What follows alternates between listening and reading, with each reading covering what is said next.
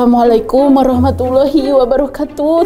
Teman-teman, saya sekarang lagi ada di puncak gunung. Tadi kan padahal baru dari gurun ya. Ini emang nih penulis naskah sama editornya ngerjain aja nih. Padahal ini cuma pura-pura aja. Udah ya, aktingnya udah. Sekarang kita lanjut aja. Ini adalah video kedua ya. Jadi kalian pastikan udah nonton video yang sebelumnya yang tentang model sosioekologi. Abis ini kita akan belajar tentang faktor-faktor perubahan perilaku dan perubahan sosial. Oke, let's go. Tahu ya, makna dari tiap-tiap level pada model sosioekologi itu sebenarnya mengacu pada halayak atau sasaran dari program kampanye komunikasi. Hal berikutnya yang bisa kita pahami dari model sosioekologi adalah ada yang disebut sebagai cross-cutting factors. Kita lihat ya, di segitiga ini ada tulisan cross-cutting factors yang melintasi lingkaran-lingkaran yang ada. Artinya, cross-cutting factors itu bisa kita semukan di setiap halayak.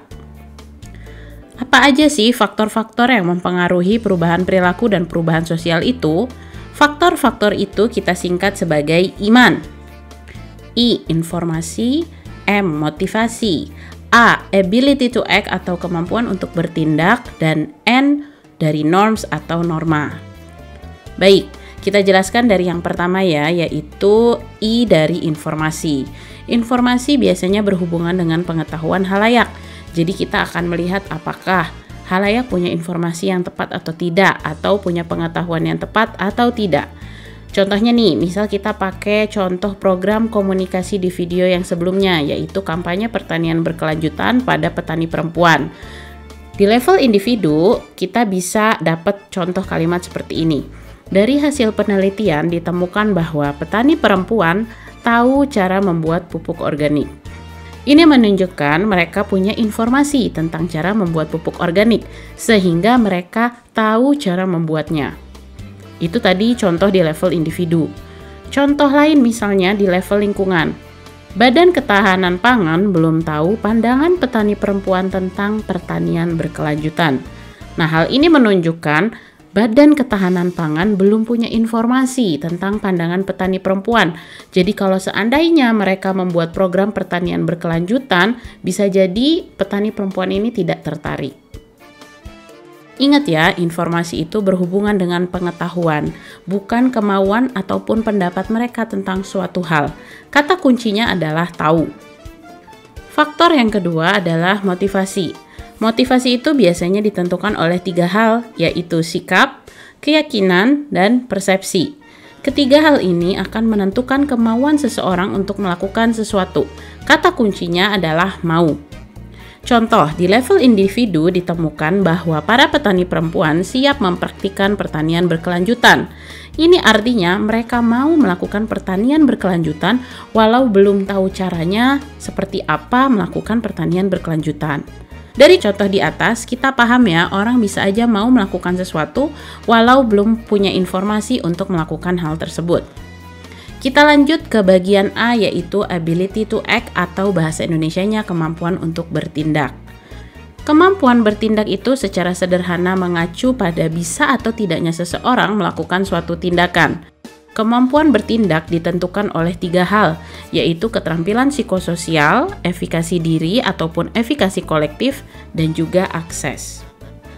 Keterampilan psikososial itu sangat erat dengan cara menghadapi kehidupan yang serba tidak pasti.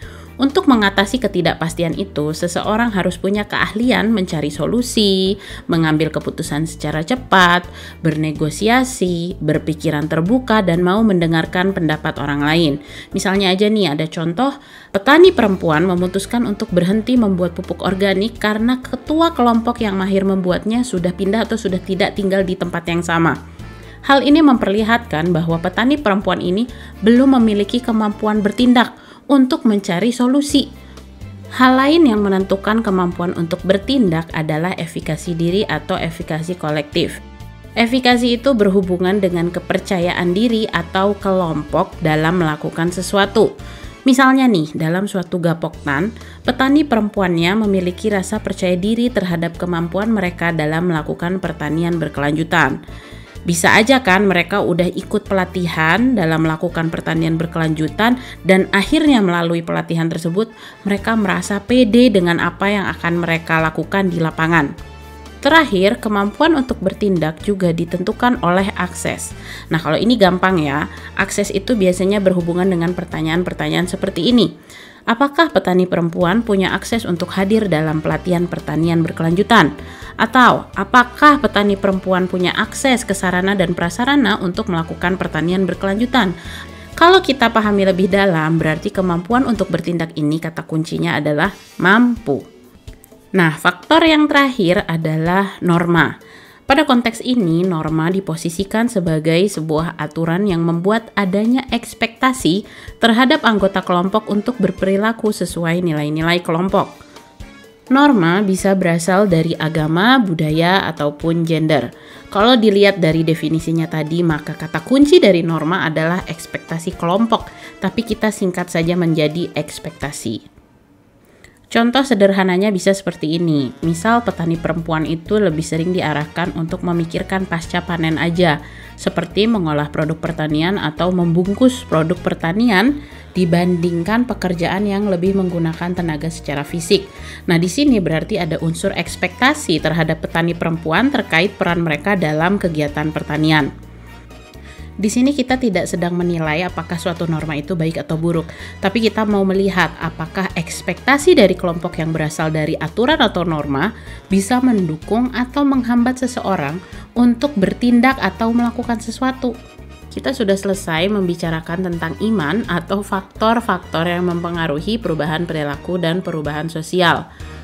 Maka kalau halayak kita sudah tahu, mau, dan mampu dan ekspektasi dari kelompok mendukung mereka, maka mereka bisa melakukan perubahan baik secara perilaku maupun secara sosial. Jadi dari video kali ini kalian udah tahu kalau mau buat program kampanye komunikasi harus kenal dulu iman dari sasaran atau halayak kita, supaya program kampanye kita sesuai dengan kebutuhan iman mereka. Oke, sampai sini dulu ya. Mudah-mudahan kalian udah pada ngerti. Sampai jumpa. Assalamualaikum.